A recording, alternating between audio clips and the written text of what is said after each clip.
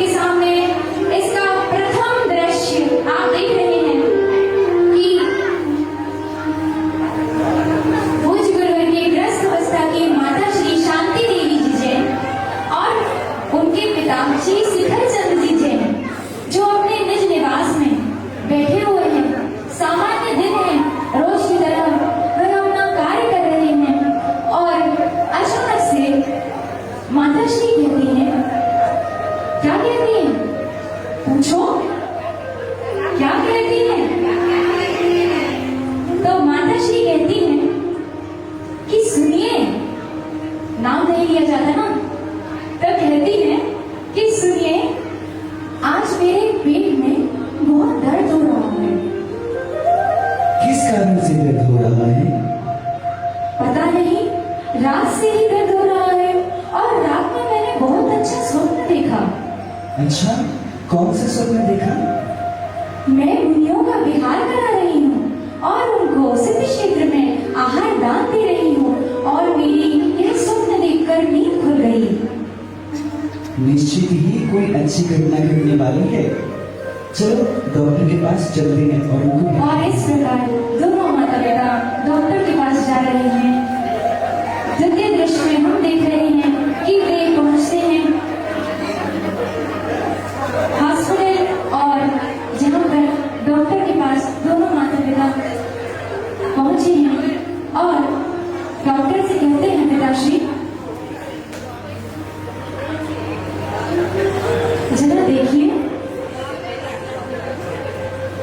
Doctor इनके पेट में बड़ा दर्द हो रहा है, क्या कारण है?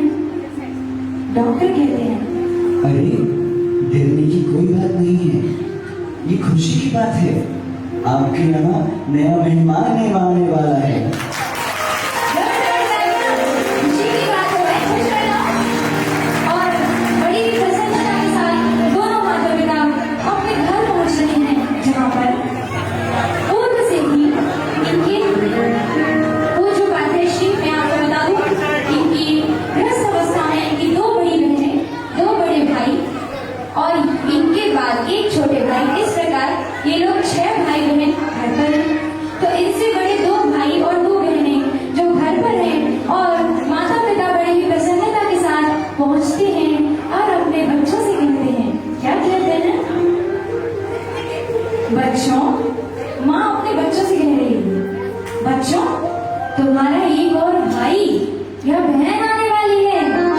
और इतनी प्रसन्नता, सारे बच्चे खुशी से, अरे बहनें कह रही हैं, अरे मेरा तो भाई होगा, मेरा तो भाई होगा। और भाई कह रहे हैं, नहीं नहीं, मेरी तो बहन आएगी। तभी पिताश्री क्या कहते हैं, हाँ हाँ, जब आएगा तो देख लेंगे कि भाई है या बहन। और इस प्रकार यह दृश्य यहाँ समाप्त होता है। आप सभी को लेकर चलते हैं और उस अभूतपूर्व समय में जब कि पूज्य उपाध्याय श्री का जन्म हुआ, वह तिथि ऐसे समय बीता कि 9 महीने कब बीते,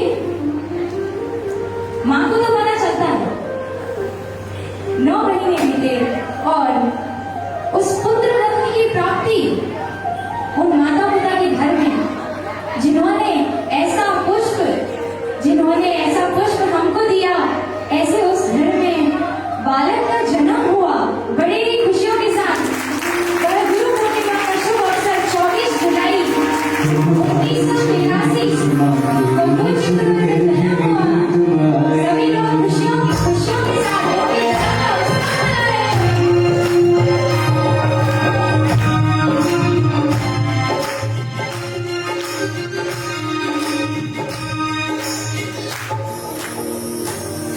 और यह जन्म दिवस, क्या बात है, खुशियां सारे नगर में। जब ऐसी अद्भुत जीव का जन्म होता है तो सिर्फ उस माँ के घर में नहीं, पूरे नगर में खुशियां मनाई जाती हैं। और यहाँ पर ये खुशियों के साथ पुष्प वृष्टि करती हुई दादी जी चलती हैं आप सभी को।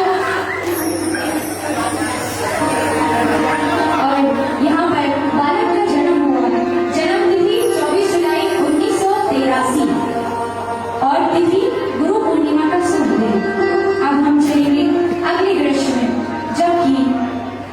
बालक उत्तरोत्तर वृद्धि को प्राप्त हो रहा है और वे कक्षा में जा रहे हैं, स्कूल में जा रहे हैं और कक्षा में शिक्षिका बैठी हुई हैं, सारे बच्चे आ रहे हैं और वे शिक्षिका उन बच्चों को पढ़ा रही हैं।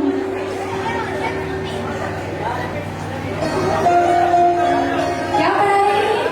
बच्चों बोलो, दो एकम दो,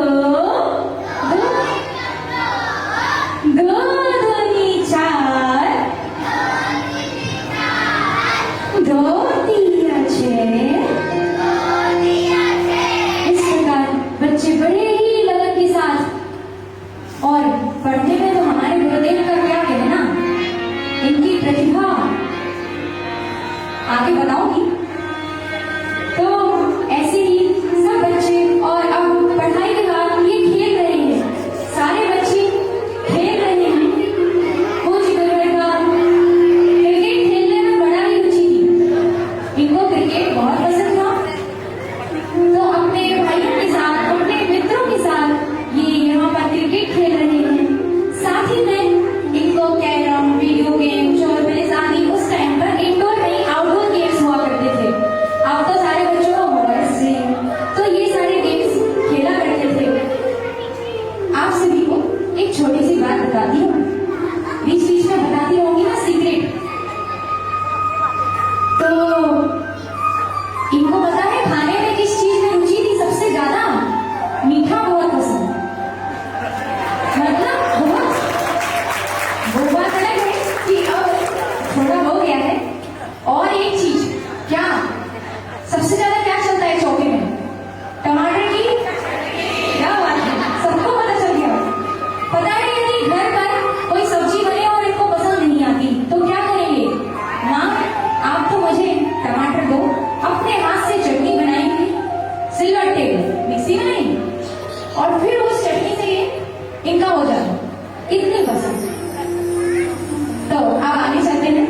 ऐसी तो बहुत सारी बातें हैं, बहुत सारी बातें हैं जो मेरी नानी जी मुझे, जो पूज्य गुरुवर की उपाध्याय श्री की ग्रस्त अवस्था की माँ है, जो हमको बताती रहती हैं, हम लोग उनसे सुनते हैं कि क्या इनके विचार थे, क्या इनकी शुरू से ही, जो पूज्य गुरुवर ने भी बताया कि शुरू से उनकी कैसे रुचि थी। उनको पता नहीं था कि इस मार्ग में ये चीजें होती हैं, तब भी उनकी इस मार्ग की क्रियाओं में पूर्व के संस्कार है। आत्मा पर अनादि से संस्कार है, तो उनके पूर्व के संस्कार ऐसे थे कि वे क्रियाएं ऐसी करते थे।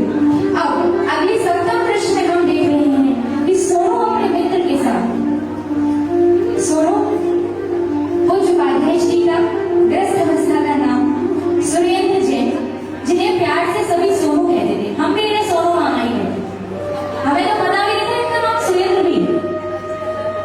तो अब सत्संगति भी होती है और बुरी भी। तो संगति अच्छी होती है तो सब अच्छा। तो मित्र बड़े अच्छे, और सोनू से क्या कह रहे हैं? चलो सोनू मंदिर चलो। तो मंदिर क्यों नहीं जाते हो? नहीं, मुझे नहीं जाना, तुम ही चले जाओ मंदिर। और इस प्रकार सोनू के मित्र कहते हैं ठीक है, और वे अपने घर को और मित्र मंदिर को चले जाते हैं। इस दृश्य से आप सभी जान पाएंगे कि मंदिर जाने में कुछ विशेष रुचि थी नहीं, इतना धर्म का था नहीं उस समय। तो और ऐसा ही एक वृत्तांत दोबारा से होता है जब पूज्य गुरुवर अपनी 10वीं कक्षा में, 10वीं कक्षा में मतलब इनकी उम्र रही होगी 16 साल, 10वीं कक्षा में है, और समय बीतते क्षण नहीं लगता, और धीरे धीरे ये अपनी वृद्धि को प्राप्त हो रहे हैं। और इनके मित्र उन्होंने एक बार प्रयास करते हैं कि चलो एक बार और कह के देखते हैं। क्या कहते हैं? सोनू चलो, अब तो मंदिर चलो। अच्छा ठीक है, चलता हूँ। इस प्रकार दोनों मित्र मंदिर जा रहे हैं। इन्होंने अपने जीवन में सर्वप्रथम विहार कराया एलक श्री विनम्र सागर जी, जो कि वर्तमान में आचार्य श्री विनम्र सागर जी हैं। उनका इन्होंने सर्वप्रथम विहार कराया। तत्पश्चात ललितपुर नगर में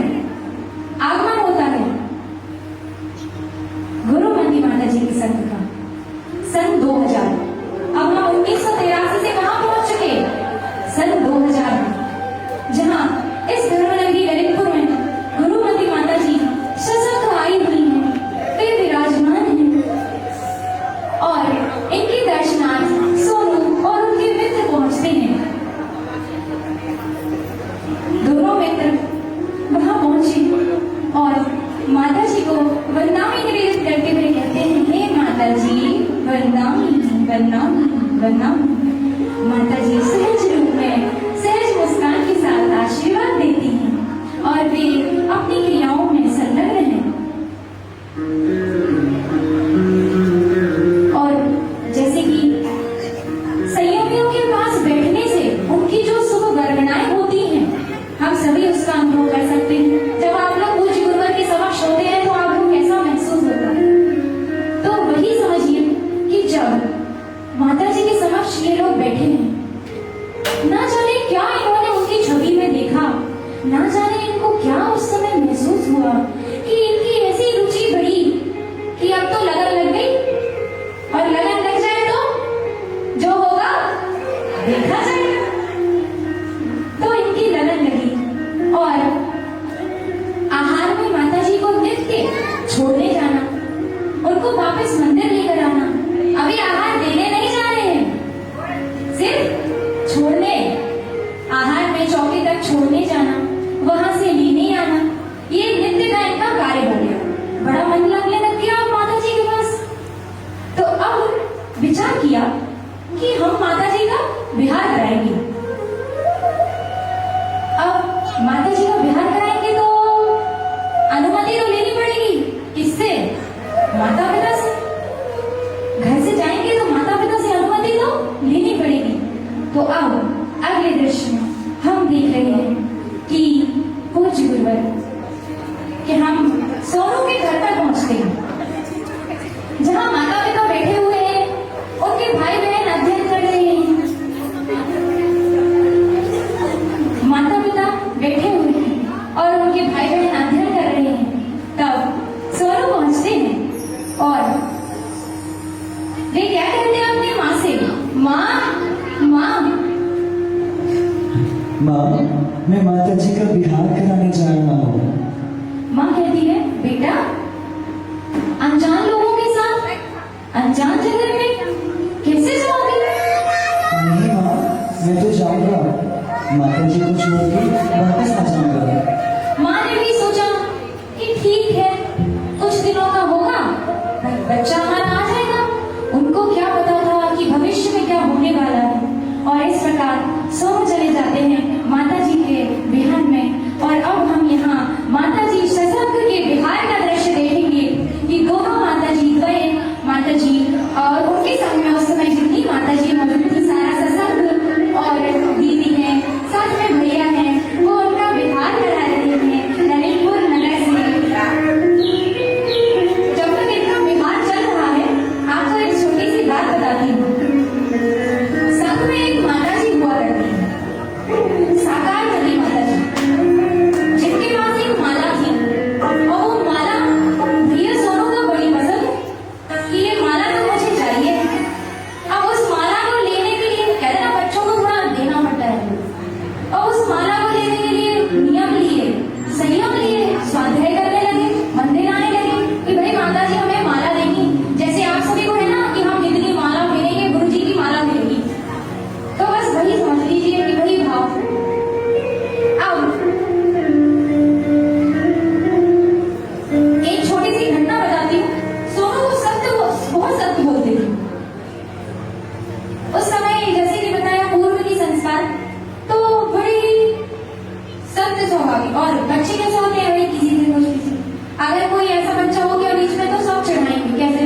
अरे भाई बहन क्या कहा करते थे, बड़ी सत्यवादी बने करते थे। बुंदेलखंड ऐसे बोलेंगे, बड़े सत्यवादी बने कर रहे तुम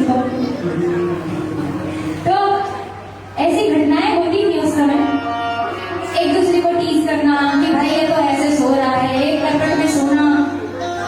जब इनको नहीं पता था कि जो मुनिराज होते हैं वो एक करवट में सोते हैं, तब भी एक करवट में सोना, छोटा सा स्थान लेना, ऐसे नहीं कि फैल के सो रहे हैं, छोटा सा स्थान ग्रहण करना, ये सब इनकी सहज क्रियाओं में आता था। अब हम चलेंगे अगले दृश्य में, जबकि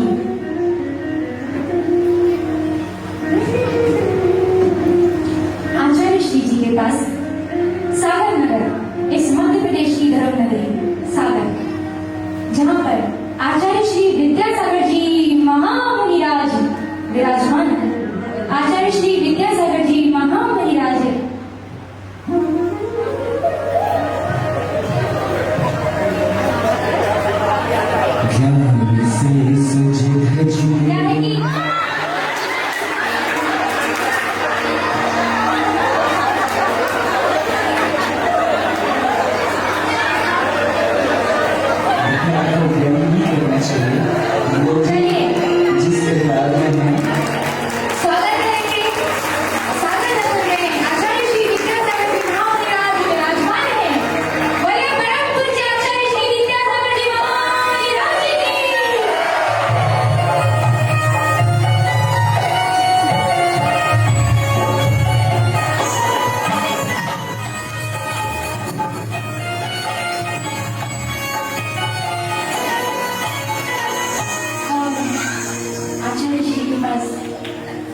पहुंचते हैं।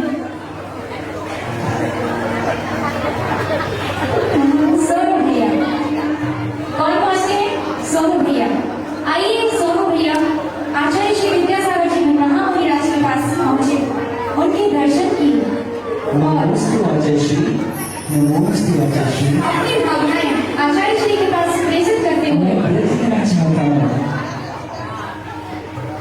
आचार्य श्री, अच्छा कौन सी कक्षा पढ़ते हो?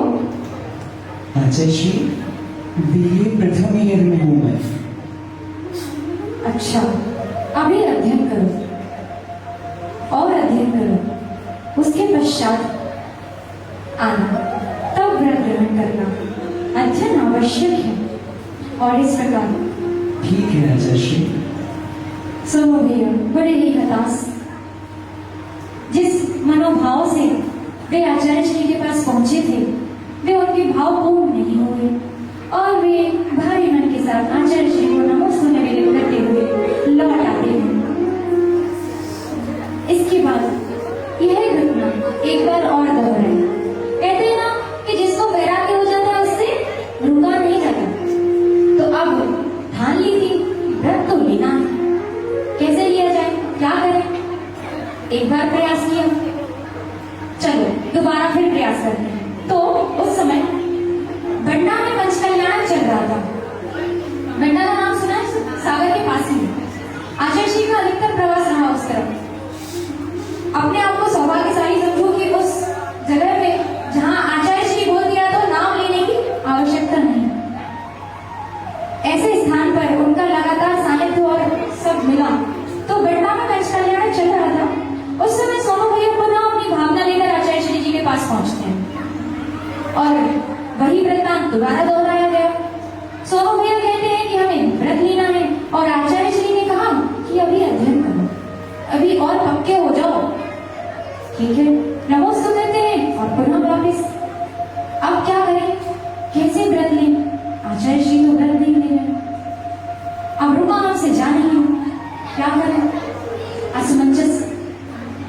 और इसी बीच सन 2003 जबकि आचार्य श्री गणाचार्य श्री विराट सागर जी महामुनिराज का ललितपुर नगर में आगमन होता है।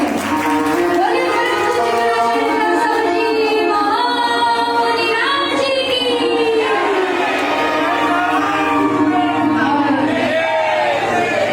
आचार्य श्री गणाचार्य श्री विराट विराजमान।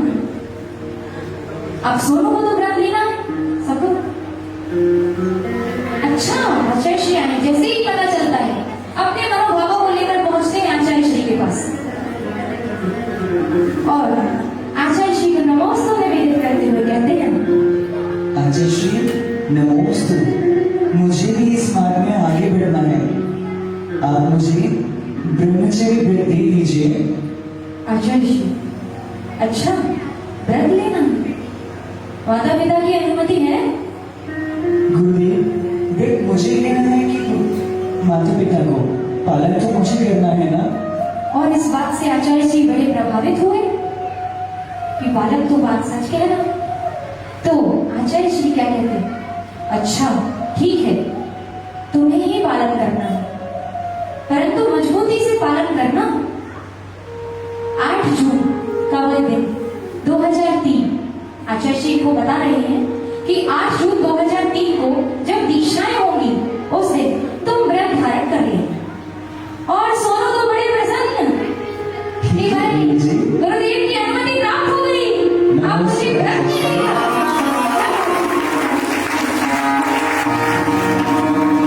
और आप मानेंगे नहीं, इतनी उत्सुकता। 7 तारीख को वहीं रुके, 8 तारीख को दीक्षाएं होनी है, 7 तारीख को वहीं रुके, कहीं मैं लेट ना हो जाऊं, आचार्य श्री मन बदल ले तो। 8 तारीख को प्रातः अपनी क्रियाओं से निवृत्त हुए और सोनू भैया पहुंचते हैं गणाचार्य श्री विराट सागर जी मुनिराज के पास, श्री का नाम में लिए। और क्या वो भाव रहे होंगे कि आचार्य श्री अब तो मुझे व्रत लेना है। और जैसे ही आचार्य श्री के पास सोनू भैया पहुंचे, कहते हैं, क्या कहते हैं, नमोस्तु आचार्य श्री, नमोस्तु नमोस्तु नमोस्तु।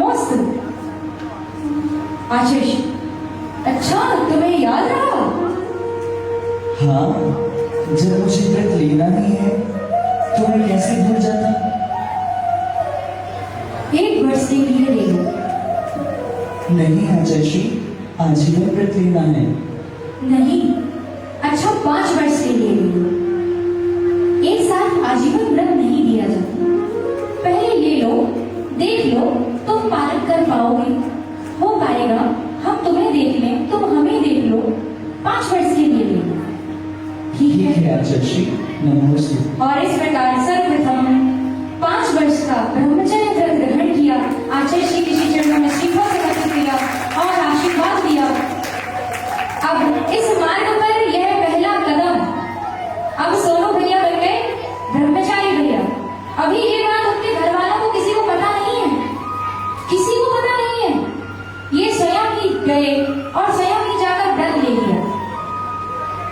अब संयोगवश कुछ समय प्रवास आचार्य श्री का भी ललितपुर में हुआ। उस समय ललितपुर में दोहर मैदान है, वहां पर दीक्षाएं हुई। उन दीक्षाओं में कुछ दीक्षार्थी ललितपुर नगर के भी थे। तो उसमें दीक्षा हुई जिनका सुबह मैंने आपको बताया था ना, मुनि श्री विशोक सागर जी और मुनि श्री विकर्ष सागर जी, उनका वहां पे दीक्षा हुई। तो वे भी उस समय थे। अब ललितपुर नगर से आचार्य श्री के बिहार की बेटा आती है, तो सोनू भैया आचार्य श्री के पास है और आचार्य श्री उनसे कहते हैं,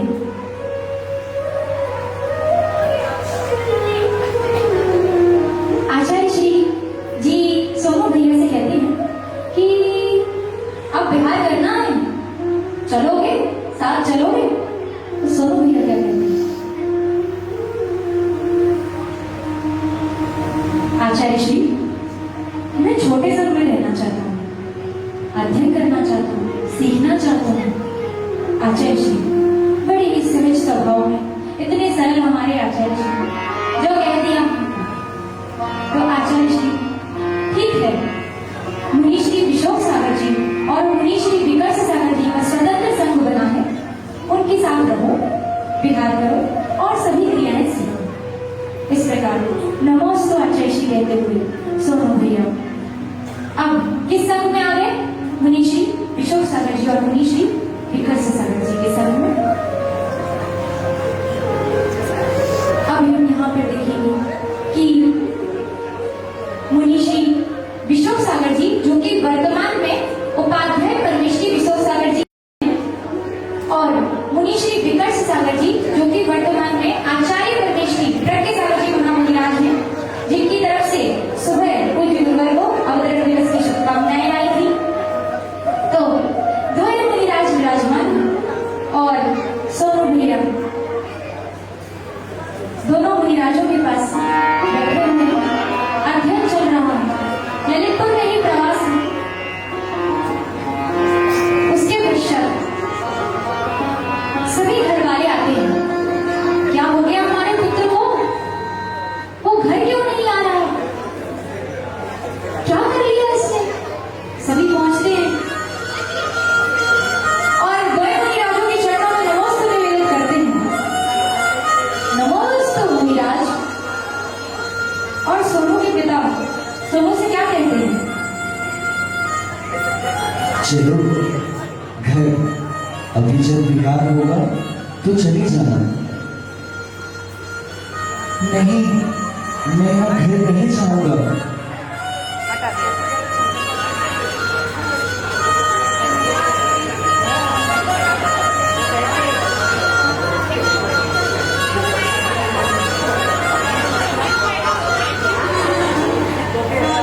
और माता पिता क्रोधित, बच्चे ने बात नहीं मानी, हमने कहा चलो घर, और वह कह रहा है मुझे तो यही रहना है। क्रोधित हुए, जो दिखाए सो करो, ऐसे ही जो दिखाए सो करो, और वो अपने घर को चले गए। अब कुछ समय पश्चात गए मुनिराजों के साथ ब्रह्मचारी सोनू भैया विहार करते हैं। ललितपुर नगर से विहार हुआ।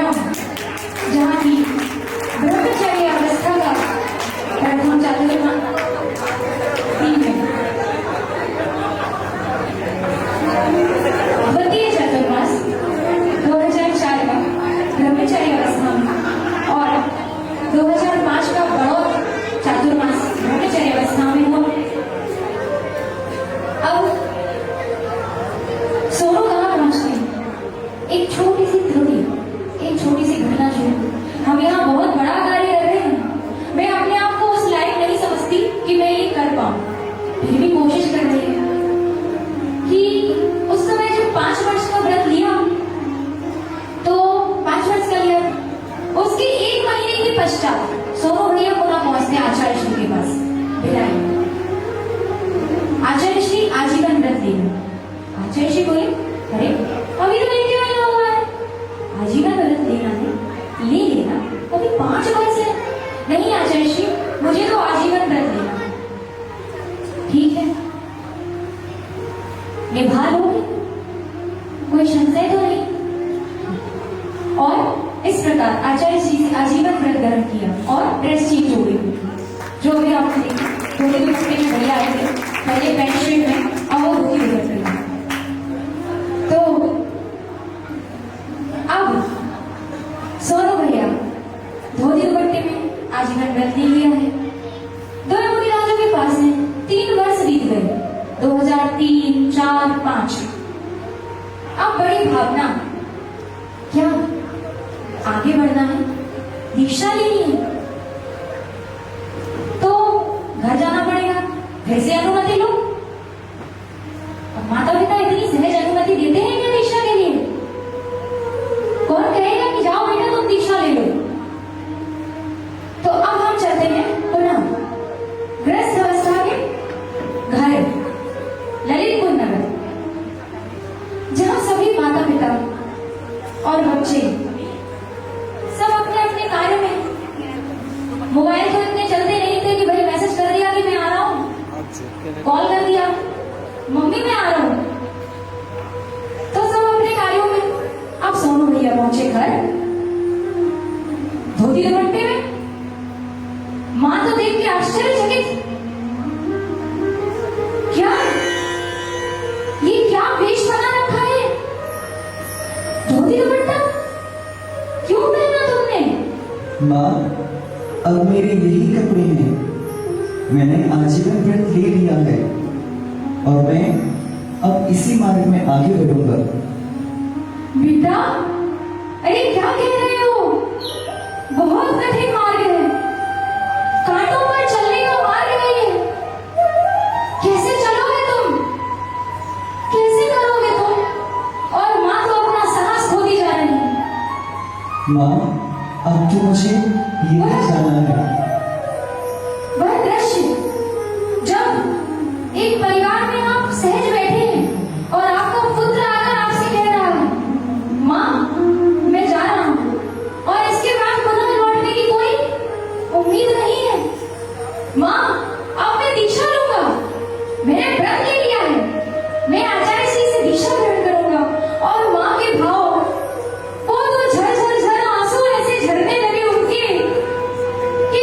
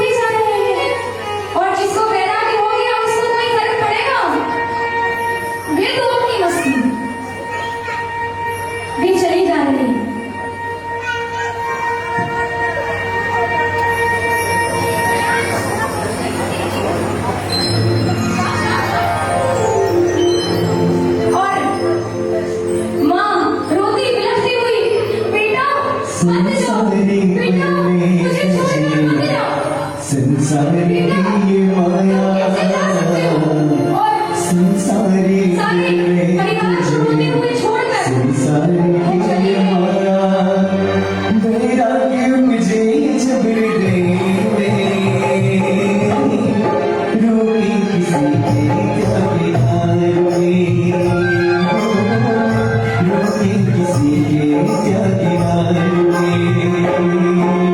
संयम की वजह चले उसे दबाए आया संयम की वजह चले उसे दबाए आया वैराग्य मुझे जबड़ गए रोटी किसी के क्या किनारे रोटी किसी के क्या किनारे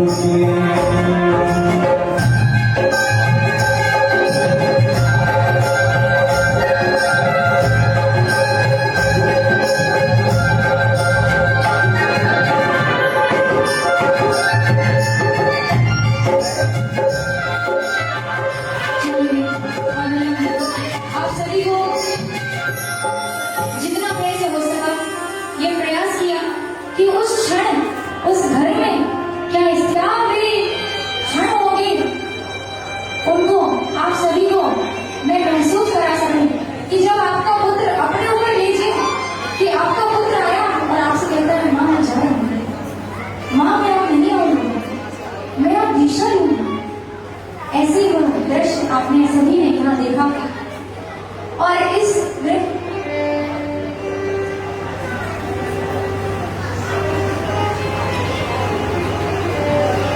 इस दृश्य के चित्रण में एक बार जोरदार तालियां। क्या सोचते हैं उनके क्या भाव हुए शादी करके जाएगी ना आएगी वापस बीच पर त्योहार पर फोन कर लो बात कर लो यह एक ऐसा मार्ग है कि जो गया सो गया उसके पश्चात पुनः लौटने का कोई उपाय नहीं ऐसा वह दृश्य और अब चलिए आगे चलते हैं तो पूज्य गुरुदेव जो कि अब ब्रह्मचारी अवस्था में ब्रह्मचारी स्वरूप भैया वे कहाँ पहुंचते आचार्य श्री विराट सागर जी महामुनि राज के पास घर वालों से अनुमति लेनी अब कहाँ जाएंगे गुरु के पास तो आचार्य श्री विराट सागर जी महामुनि राज विराजमान और आचार्य श्री के पास ब्रह्मचारी स्वरूप भैया पहुंचते हैं हाथों में श्रीफल लिए हुए अपने भावों को लिए हुए दीक्षा के लिए श्रीफल चढ़ाना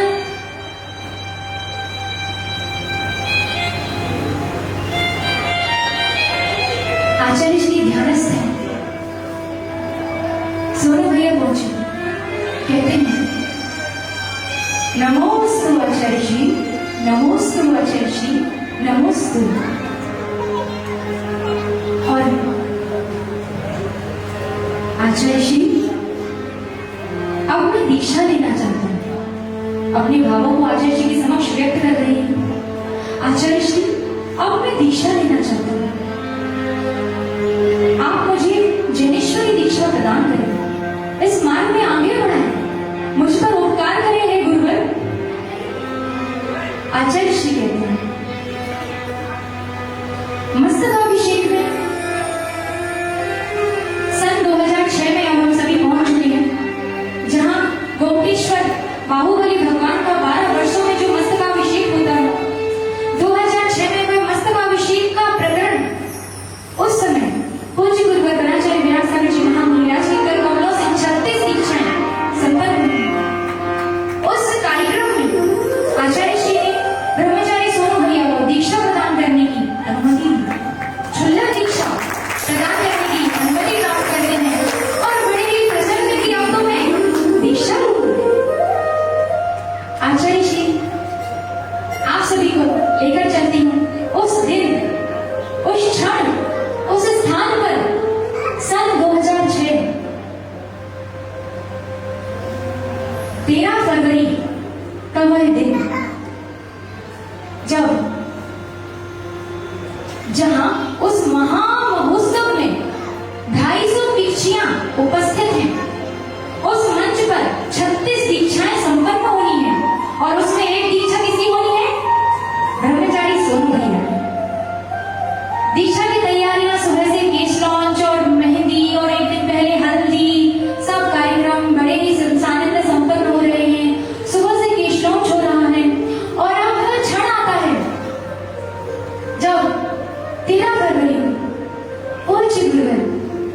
सागर जी महामुनिराज ब्रह्मचारी सोनू भैया को दीक्षा प्रदान करेंगे।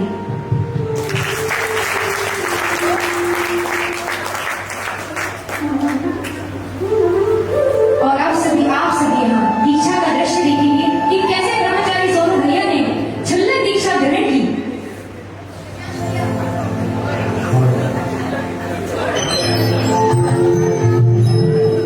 दीक्षा दीक्षा का कठिन कर्म नियम निभाते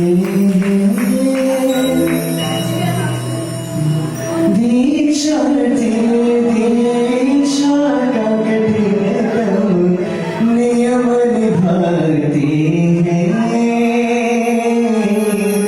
नियम निभाते घास फूस सब केश उखाड़े और मुस्काते हैं दीक्षा दीक्षा का कर्म नियम निभाते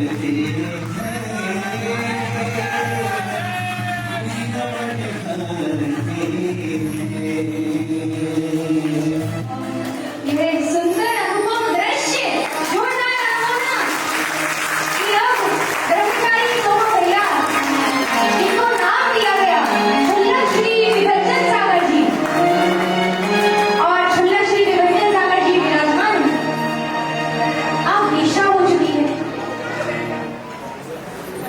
अब दीक्षा सानंद संपन्न हुई। ब्रह्मचारी भैया से छुल्लक जी तक की यात्रा हम चल चुके हैं। छुल्लक श्री विभंजन सागर जी अभी हम सब किस सन में चल रहे हैं? 2006 जब गुरुवर की छुल्लक दीक्षा संपन्न हुई। और धन्य मुनिराज हमारे हमें प्राणों से प्यारे छुल्लक अवस्था में छुल्लक जी के 6 चातुर्मास 2006 में दीक्षा ली। 6 वर्ष छुल्लक अवस्था में रहे। इस बीच बड़ी ही उत्कट अभिलाषा उत्पन्न हुई। क्या? मुझे अध्ययन करना है और गहनतम अध्ययन करना है। अब अध्ययन कहाँ किया जाए? तब दिल्ली में कुतुब भारती आचार्य श्री विद्यानंद जी मुनिराज विराजमान। वयोवृद्ध साधु 83 वर्षीय वे साधु विराजमान। दीक्षा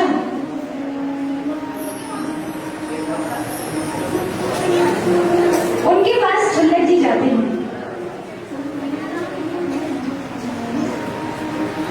छुल्लक जी अपनी अभिलाषा लेकर किसके पास पहुंचे?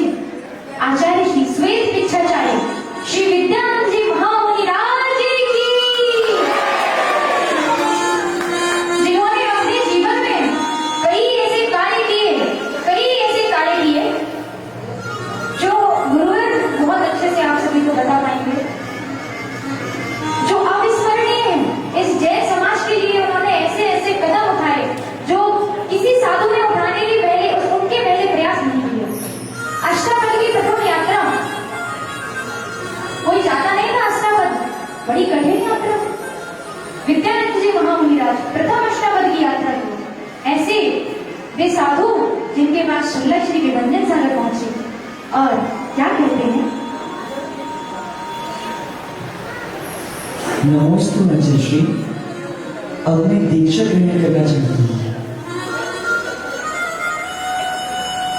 नमोस्तु आचार्य श्री, नमोस्तु आचार्य श्री, नमोस्तु। मैं आपके सानिध्य में रहकर अध्ययन करना चाहता हूँ। कृपया कर मुझ पर उपकार करें हे गुरुवर, मुझ अल्पज्ञ पर उपकार करें, मुझे ज्ञानी बना। मैं आपके सानिध्य में अध्ययन करना चाहता हूँ, मुझे अनुमति प्रदान करें। और आचार्य श्री जी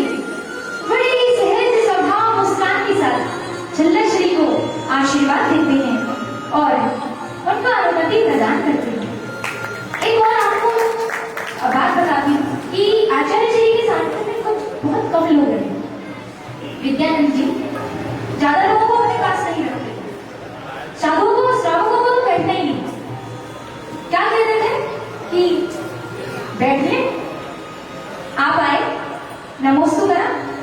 आचार्य श्री 2 मिनट अगर आप रुके उनके पास तो आचार्य श्री तुरंत क्या कह देंगे, अच्छा बैठिए, मतलब क्या, हम बैठ लिए तो खड़े हो जाओ, जाओ। उनका ऐसा मानना था कि आप जिनकी संगति करेंगे आपके आचार विचार भी होंगे। उनका अध्ययन में बड़ा बड़ा मन था, बड़ी लगन। उनको भारतीय कभी दिल्ली में जाना हो तो देखिए वहां की लाइब्रेरी, क्या वहां पुस्तकें, उनके हस्त लिखित, उनके हाथों के लिखे हुए नोट्स, और उस वर्ष में भी इतनी उनकी प्रज्ञा प्रखर। शुल्लक जी अध्ययन कर रहे हैं और यदि किसी प्रकरण में उन्हें आया कि ये इनको बताना है, अब वो उसमें नहीं है। शुल्लक जी इस कमरे में चाहिए, ये अलमारी है, उसमें इस नंबर पे ये डायरी रखी है, ये ले आइए। हम लिखते हैं भूल जाते हैं, इतना याद उनको कि इस कमरे में, इस अलमारी में ये डायरी है, उसमें ये लिखा है, ले आओ। और मैं आपको बताता हूँ, ऐसे भी गुरुवर और उनकी उम्र 83 वर्ष। इनके सानिध्य में कुछ ही लोगों को रहने का सौभाग्य मिला। एक आचार्य श्री प्रज्ञा सागर जी महाराज, जो विकर सागर जी थे, जो अभी दिल्ली में है, और एक आचार्य श्री श्रुत सागर जी महाराज, वे भी उनके सानिध्य में रहे, और एक हमारे शुल्लक जी, विभंजन सागर जी, जिन्होंने उनके सानिध्य में रहकर कितने वर्ष अध्ययन ग्रहण किया, 7 वर्ष, 6 वर्ष शुल्लक और 1 वर्ष मुनि अवस्था में भी उनके पास अध्ययन कर किया। ऐसे 7 वर्षों तक आचार्य श्री से अध्ययन ग्रहण किया। और गुरुदेव कहते हैं कि मैं आज जो भी, मेरे दीक्षा गुरु हैं विराट सागर जी, तो मेरे शिक्षा गुरु हैं विद्यानंद जी। मैं आज जो कुछ भी बोल रहा हूँ, जो कुछ भी कह रहा हूँ, सब उनका मेरे ऊपर उपकार है। उन्होंने मुझे सिखाया समाज में कैसे रहना है, समाज में कैसे बातों को बचाना है। आचार्य मुनीश्री ने बताया आप लोगों को कि आचार्य श्री की एक बड़ी सुक्ति है, क्या कहते थे शुल्लक जी, 2 रोटी खाकर बचाते हो, 2 बातें सुनकर बचाना सीख जाओ। ये समाज है, सब करेंगे ये लोग, सारी बातें सुननी पड़ेगी और बचानी पड़ेगी। तो 2 रोटी खाकर बचाते हो, 2 बातें बचाना सीख जाओ। ऐसे भी गुरुवरों की एक एक पंक्ति में ऐसा सारांश भरा। ऐसे पूज्य विद्यानंद जी महाराज अब आगे चलते हैं और शुल्लक श्री विभंजन सागर जी पहुंचते हैं कहां, अब भले विमान, शुल्लक, ट्रेन हो, बस हो, कार हो या फिर प्लेन हो, जा सकते हैं।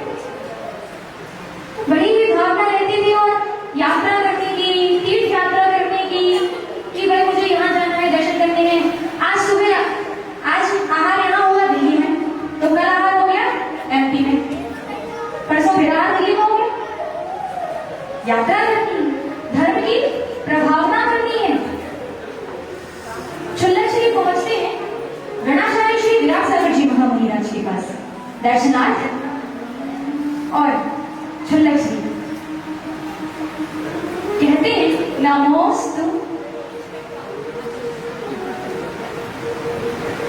नमोस्तु आचार्य श्री, नमोस्तु आचार्य श्री, नमोस्तु।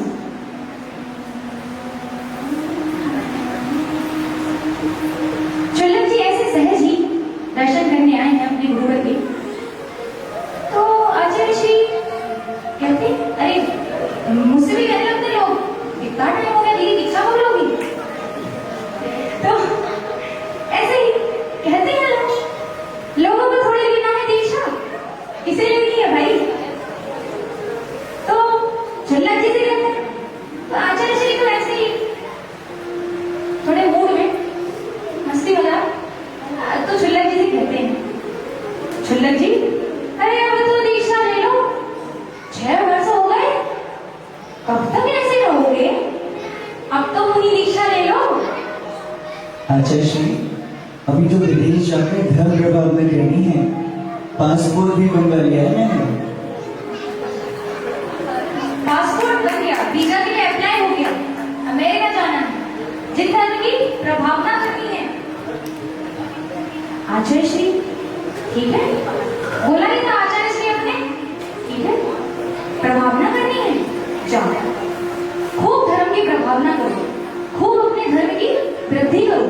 और इस प्रकार आचार्य श्री को नमोस्तु करते हुए क्षुल्लक श्री अब पहुंचेंगे आगे। कहां पहुंचते हैं? धर्म नगरी सागर। उस समय 2007 की बात है। सर में कंफ्यूजन हो गया। तो आचार्य श्री विशुद्ध सागर जी, चलिए श्रोमणी विशुद्ध सागर जी मुनिराज की कर कमलों से मोरा जी में दीक्षा संपन्न होनी थी। 7 दीक्षाएं, ब्रह्मचारी भैया से मुनि दीक्षाएं, जो आज वर्तमान में आदित्य सागर जी मुनिराज हैं, जो उनका बैच था, उस समय उनकी दीक्षाएं बनी थी। तो चुल्ला जी पहुंचते हैं कि अच्छा ठीक है, मतलब दीक्षा देख लेंगे। आपको एक बात बता दूं कि दीक्षा एक ऐसा माध्यम है कि जो वे दृश्य देख ले, दीक्षा देखने क्यों जाते हैं? वह ऐसा दृश्य कि उसको देखकर मेरा क्यों पड़ता है, उसको देखकर मन में भाव उत्पन्न होते हैं कि हम भी ऐसी दीक्षा लें। और भाव तो सभी के होते हैं। आप सभी भी यदि कोई दीक्षा देखने जाएंगे तो आप सभी के भाव होते हैं कि ले नहीं पा रहे वो बात की बात है, पर भाव तो सभी के होते हैं कि हम भी दीक्षा लें। तो क्षुल्लक श्री पहुंचते हैं, दीक्षा हो रही है। जब तक वे सागर पहुंचते हैं तब तक आप लोगों को एक बात बताती हूँ। क्षुल्लक श्री की 6 चातुर्मास क्षुल्लक अवस्था में हुए, तो उनके चातुर्मास कहाँ हुए? अब एक चातुर्मास एक बार एक जगह होगा, एक बार में एक जगह। तो क्षुल्लक श्री विरंजन सागर जी के चातुर्मास, प्रथम चातुर्मास सन 2007 बसंत कुंज, सन 2008 नजफगढ़ स्वतंत्र रूप से चातुर्मास करते थे। आचार्य श्री के पास अध्ययन चल रहा था। आचार्य श्री के पास अध्ययन करने रहे 8 महीने। फिर आचार्य श्री चातुर्मास करने भेज दिया करते थे विद्यानंद जी कि चातुर्मास स्वतंत्र रूप से प्रभाव न करो। तो स्वतंत्र रूप से चातुर्मास किया, वापस आ गए। ये चल रहा था 2009 में ग्रीन पार्क में, 2010 में सूर्यनगर में और 2011 में चंडीगढ़ चातुर्मास में। उसके पश्चात ही वे सागर आए। अब वे पहुंच चुके सागर, दीक्षा हुई। और जब उन्होंने वे दीक्षा के दृश्य देखे, उनके मन में भाव उत्पन्न हुआ। क्या? कि ये ब्रह्मचारी भैया मेरे सामने इन्होंने व्रत ली, ये दीक्षा ले रहे, मुनि दीक्षा, और मैं खुला। अब तो मुझे भी दीक्षा लेनी है, मैं भी मुनि दीक्षा लूंगा। मुझे नहीं जाना विदेश, अब तो मैं मुनि दीक्षा लूंगा। अब जैसे भाव उत्पन्न हुए थे ब्रह्मचर्य व्रत के, इधर उधर इधर कब व्रत मिले, ऐसे ही दीक्षा। अब तो रहा नहीं जाएगा। फोन लगवाया, सन 2011 की बात बता रही हूँ आपको। फोन लगवाया आचार्य श्री जी के पास, खबर पहुंचवाई। क्या? आचार्य श्री एक भैया जी थे उनके पास, तो वे आचार्य श्री जी के पास आते हैं और कहते हैं, आचार्य श्री क्षुल्लक श्री विभंजन सागर जी के पास से खबर आई है कि वे मुनि दीक्षा लेना चाहते हैं। आचार्य श्री को अचंभित, अभी तो नहीं लगे, ठीक है। और क्षुल्लक जी विमानधारी, तो वे सागर से पुनः कहाँ पहुंचे? आचार्य श्री के पास। अब रुका नहीं जाएगा, क्षुल्लक जी पहुंचते हैं पुनः आचार्य श्री जी के पास और नमोस्तु निवेदित करते हुए कहते हैं, आचार्य श्री नमोस्तु। इतना उनका कहना कि आचार्य श्री, अरे क्षुल्लक जी क्या हुआ? अभी तो आप कह रहे थे मुझे विदेश जाना है, जिन धर्म की प्रभावना करनी, अब आपको मुनि दीक्षा, क्या हुआ ऐसा? आचार्य श्री मुझे दीक्षा लेनी है।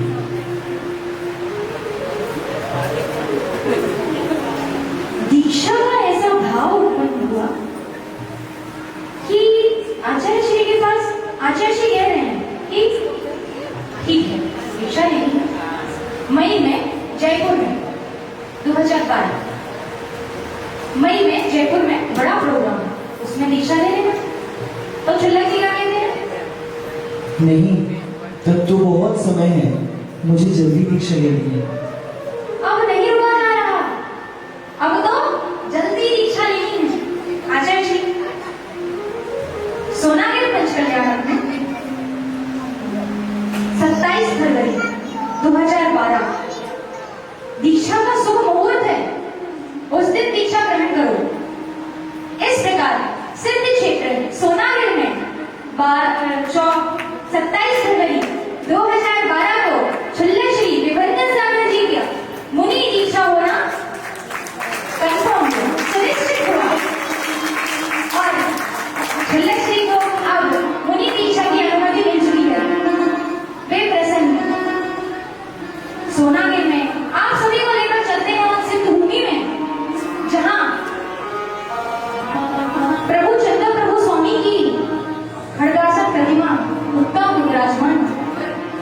ऐसा वह सिद्ध क्षेत्र सोनागिर, पंच कल्याणक का महामहोत्सव, दीक्षा कल्याणक का दिन और आचार्य श्री विराजमान, छुल्लक सिंह, मंचा सिंह, सभी साधु। वह दृश्य आप सभी के समक्ष जब गणाचार्य विराट सागर जी महामुनिराज ने छुल्लक श्री विभंजन सागर जी को मुनि दीक्षा प्रदान की और मुनि दीक्षा के 28 मूल्यों के संस्कार करते हुए आचार्य श्री विराट सागर जी माता पिता के जीवन की इतनी कठिन परीक्षा होने लगी, आंखों के आगे संतान की दीक्षा होने लगी, आंखों के आगे संतान की दीक्षा। आंखों से आंसू थम ना पाए, आंखों से आंसू थम ना पाए, बचपन की जब याद आए, ऐसे माने लाड लगाए, खिलते तारे खूब खिलाए, उसके घर से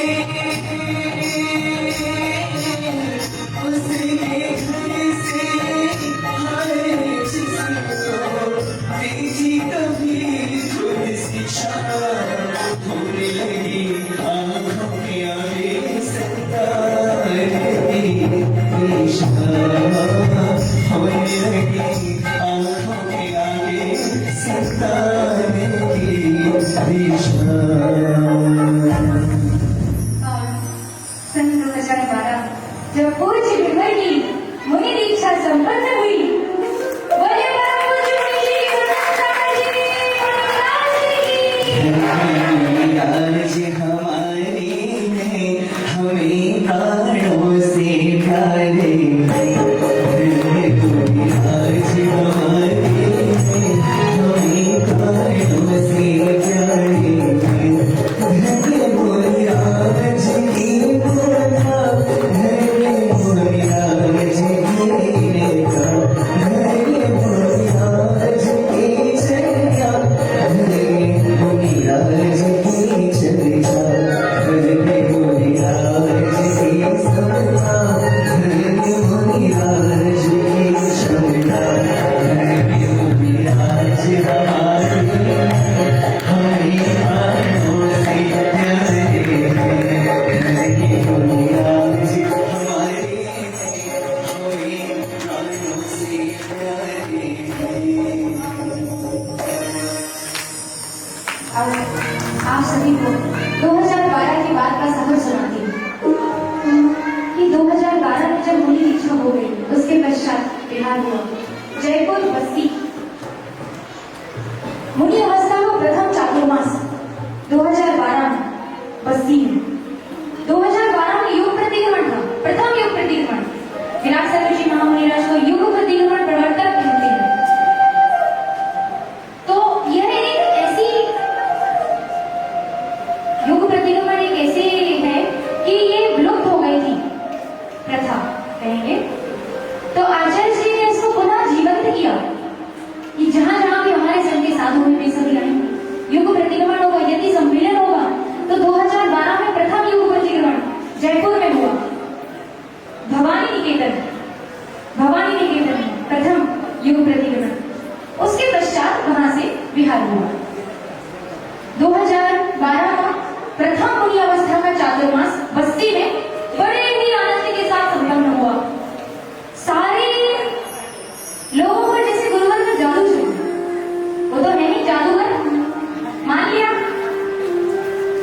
उनसे जुड़ गए।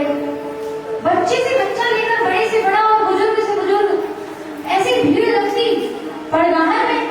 दीदियां इतनी अटपटी, अब भीड़ लगना बनता है तो खूब भीड़ लगती, खूब अच्छे से सानंद वो चातुर्मास संपन्न हुआ।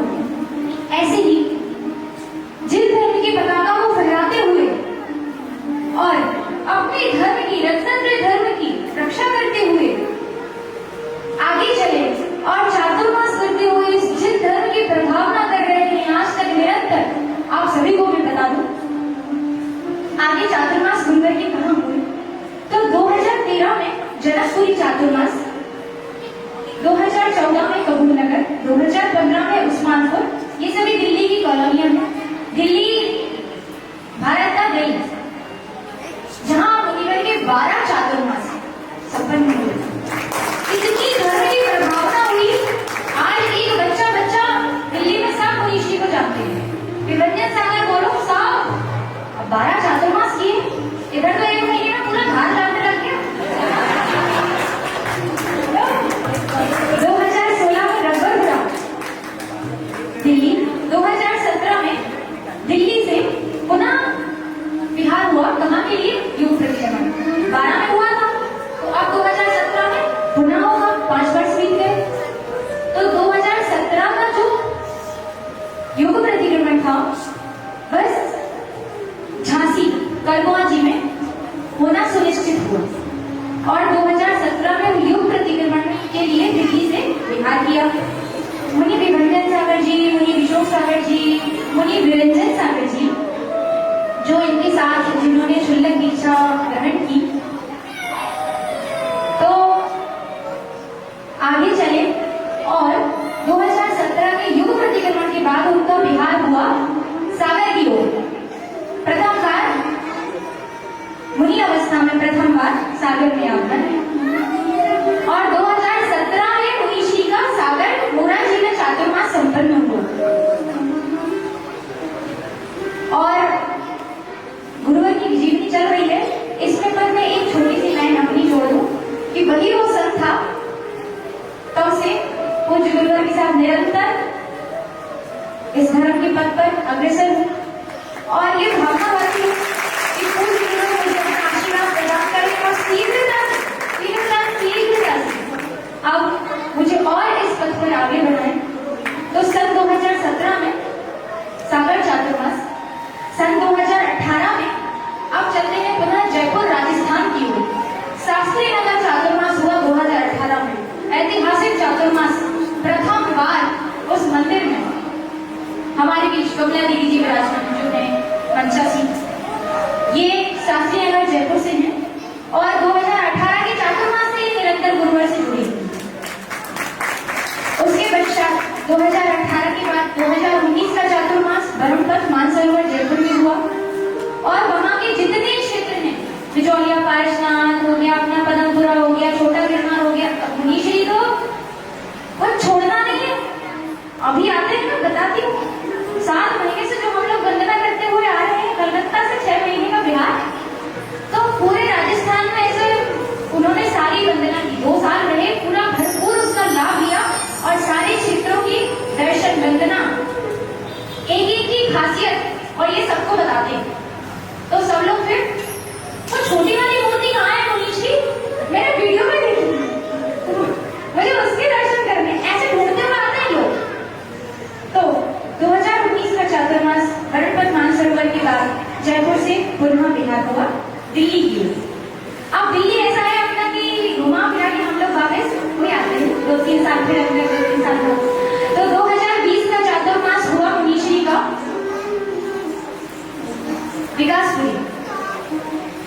विकासपुरी दिल्ली में 2020 का चातुर्मास, 2021 का चातुर्मास सूरजमल बिहार दिल्ली में, 2022 का चातुर्मास पटपड़गंज दिल्ली में और उसके पश्चात हम लोग 22 से दिल्ली से पुनः निकले 3 चातुर्मास के बाद।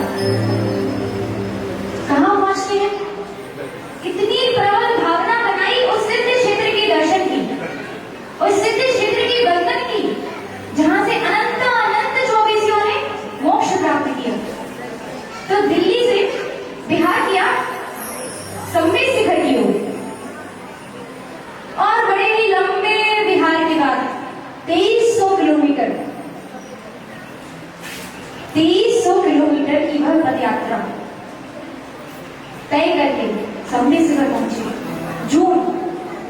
2023 में 12 जून 2023। और यह सौभाग्य मुझे प्राप्त हुआ कि उस पदयात्रा में, उस यात्रा में मैं गुरुवर के साथ जब वहां पहुंची, आप लोग सोचो कि ट्रेन की टिकट कर ली है, मधुबन जाना है, उत्साह कैसा रहता है, मधुबन जा रहे हैं हम, तो मधुबन जा रहे हैं। तो वो क्षेत्र ही ऐसा है कि उसका नाम लेने से मन प्रफुल्लित हो जाता है। और जब हम लोग इतनी लंबी यात्रा करके थक हार के चल चल के वहां पहुंच रहे हैं, और जिस दिन वहां पहुंचे तो क्या हम लोगों के वो भाव कि बस आंसू आंखों से कि भगवान हम यहाँ आ गए, हमारी यात्रा पूर्ण हुई। 2023 में 23 के तीर्थंकर चिंतामणि श्री काशीनाथ भगवान के श्री चरणों में उस चित्त पर पूज्य गुरुवर का चातुर्मास संपन्न हुआ। ऐसा ऐतिहासिक वो चातुर्मास, मैंने उस दिन भी बताया था। हम लोग ऐसे बिहार चल रहा था, अब हम लोग मधुबन जाने वाले हैं। तो कुछ दिनों में प्रवेश, जैसे 12 जून को प्रवेश हुआ, तो 1 जून को ऐसे, 5 जून को ऐसे बात चल रही है, अब इतने दिन और रह गए, हम पहुंच जाएंगे, अब इतने दिन और रह गए। तो मनीष जी वैसे बोलते, बताओ कितनी वंदना करोगी? आंटी थी, मैं थी, हम लोग सब, तो कितनी वंदना करोगे? अच्छा 21 वंदना नियम ले लो, चलो नियम लेते हैं। ठीक है गुरुवर, कर लेंगे, अपन क्या विमान वाले हैं, पैदल नहीं भी जा पाए तो कर ले। तो नियम ले लिया, और पूज्य गुरुवर ने तो सोचा ही नहीं था जो वहां हुआ। क्या उस भूमि का प्रताप है, मतलब आपको गुरुवर नीचे मिल गए तो सौभाग्य है। 10 महीने का प्रवास, लगभग 300 दिन और 175 वंदना, 175 जो इन्होंने पहले की होगी, जो इनकी ब्रह्मचर्य अवस्था की, और जो वो सब नहीं बता रही हूँ, केवल उतने प्रवास में इन्होंने 175 वंदना उस क्षेत्र की, 27 किलोमीटर की वो पद यात्रा, और एक दिन में 2 वंदना। 11 दिन के लिए पर्वत पे गए, 11 दिन रुके, 22 वंदना करके आएंगे। जितने दिन रुके उससे डबल वंदना करके आएंगे, एक हार के पहले, एक हार के बाद। अब वो तो उत्साह शक्ति, आहार, पर्वत पे क्या, आप सोचिए कितनी व्यवस्था करेंगे, क्या होगा।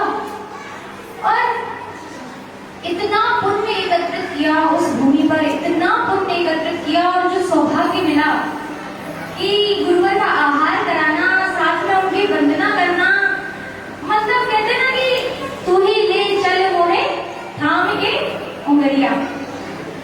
तो ऐसी वो वंदना, और उस दौरान 65 वंदना मेरी भी संपन्न हुई, क्योंकि वो एक दिन में 2 वंदना करते थे और मैं एक दिन में 1, क्योंकि अपना चौथा भी। तो ऐसे हम लोगों को प्रवास इतना सफल रहा, पूज्य गुरुवर के 10 लक्षणी के उपवास हुए।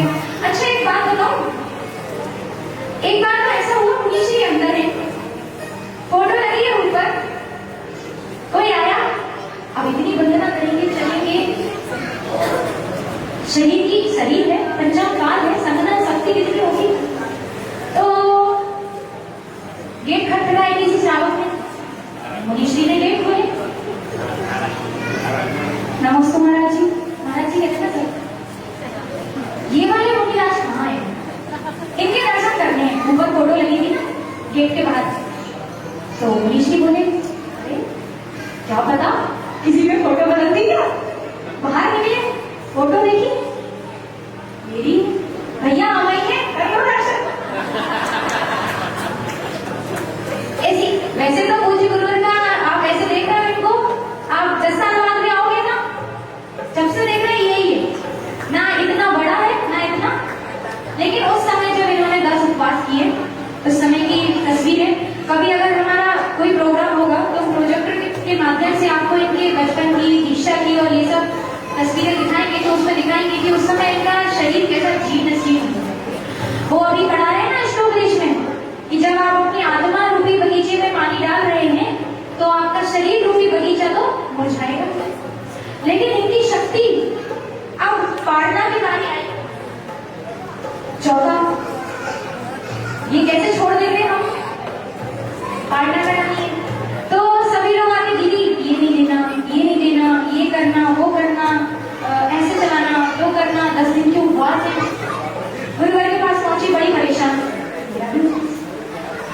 मनीषी क्या करूं, सब लोग ऐसे ऐसे बोल रहे हैं, जैसे लगता है वैसे लगाओ।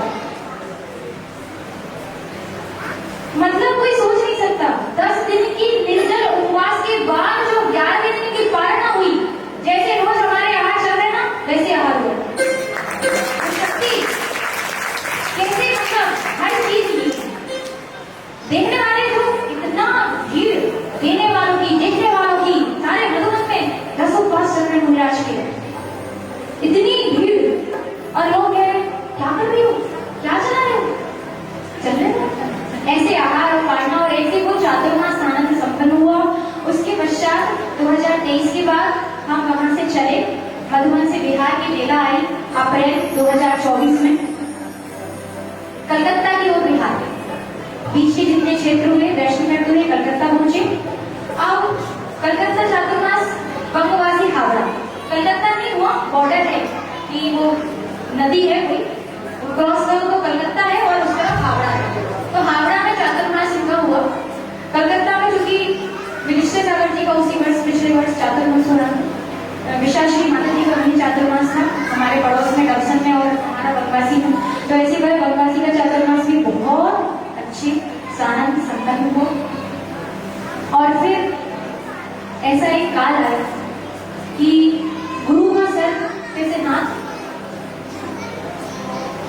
वो जो एक फीलिंग, जो एक भावना है जो एक शिष्य समझ सकता है, वो हम तो अनुभव कर पाएंगे लेकिन इतनी नहीं समझ सकते। वो जो क्षण आया कि आचार्य श्री अच्छी अवस्था में, आप उनकी समाधि की उस समय की तस्वीरें देखिए, लगेगा नहीं उनका शरीर की समाधि। जब वो खबर आई उस दिन इतना, मतलब उपवास दुनिया तो जाने, पूज्य गुरुवर का चेहरा 3-4 दिन तक ऐसे कि गुरुदेव हैं भाई, हम तो घर परिवार सब छोड़ के आपके भरोसे, आप ही तो हैं। तो आचार्य श्री जी की समाधि हो गई। उसके पश्चात अब गुरुदेव का तो मन था कि हम लोग यहाँ से कलकत्ता से, मतलब प्लानिंग रहती है ना आगे का, सोच के चलते हैं थोड़ा कि अब यहाँ से कहाँ जाएंगे।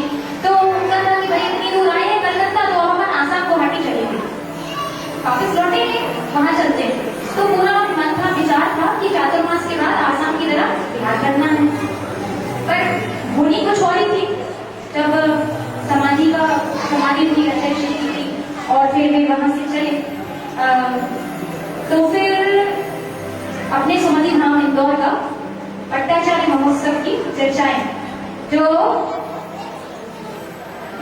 चातुर्मास में ही शुरू हो गया था उनका कार्यक्रम, इतना बड़ा भव्य आयोजन करने के लिए जो प्लानिंग चाहिए, तब से भारत में ऐसा कोई साधु या माता जी नहीं रही जहां उन्होंने आमंत्रण नहीं दिया। स्वयं पर्सनली जाकर आमंत्रण, हमारे यहाँ भी मनीष जी उधर, सपना जी उधर आए। उस समय हमारा बिहार आचार्य श्री के आगे आ चुके। आचार्य श्री ने वीडियो कॉल पे बस मनीष जी को इतना कहा, आ रहे हैं, बस हो गया, उनने कह दिया बस आ रहे हैं। तो हम लोगों ने तो बिहार शुरू कर दिया था। 13 नवंबर 2024 को चातुर्मास के बाद वहां से बिहार, कहाँ के लिए, इंदौर के लिए हमारा शुरू हो गया। उस बीच में वो लोग आए, आमंत्रण दिए, पत्रिका और ये सब।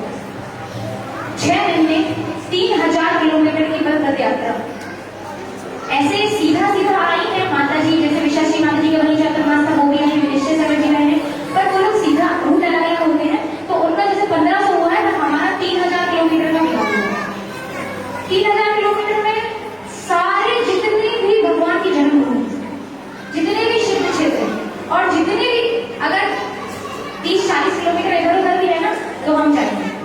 ऐसे करके 3000 किलोमीटर की यात्रा करके, सारे दर्शन वंदना करके, और उन दर्शनों की फोटो आपको देखती हो पूज्य गुरुवर के कक्ष में लगी हुई है। सारे क्षेत्रों की है, कुछ रही होगी तो अंदर वाले कक्ष में एक और फोटो उसमें भी है। तो सारे क्षेत्रों में दर्शन वंदना करते हुए हम लोग पहुंचे उस समाधि धाम के कार्यक्रम में। और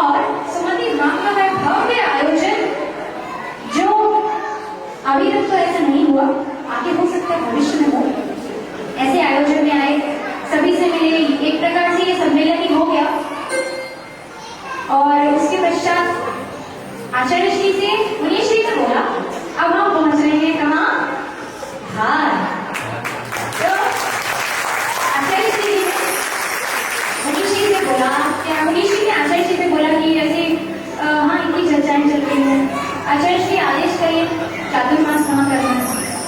तो आचार्य जी बोले ग्वालियर तो मनीष जी कहते आचार्य जी बिहार बहुत लंबा हो, अब इंदौर से वापस ग्वालियर, हाँ ये तो सही है, कोई सेकंड ऑप्शन नहीं है हमारे पास, सीधा एक, कोई ऑप्शन नहीं, धार चलो धार। हमें पता ही नहीं है। तुम जैसे कहीं और हमें मन से गुरुभक्ति हो गई थी ना सुबह शाम की जो भक्ति, उसमें आचार्य जी ने घोषणा कर दी कि उपाध्याय निरंजन सागर जी का चातुर्मास संभवतः धार में होगा। अब मेरे अगल बगल वाली दीदियां कैसे कह रही तुम धार जा रही हो, मुझे तो पता नहीं मैं धार जा रही हूँ। तो मैं मनीषी के पक्ष में, मनीषी धार कहाँ है धार, हमको पता ही नहीं धार में, हाँ देखते हैं।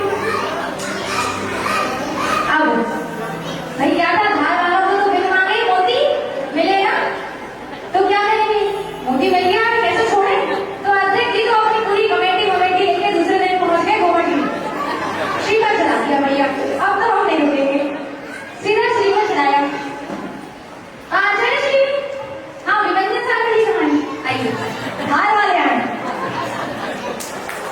और ऐसे ये चातुर्मास आप लोगों को ना, आप लोगों का परम सौभाग्य कि ऐसे पूज्य गुरुवर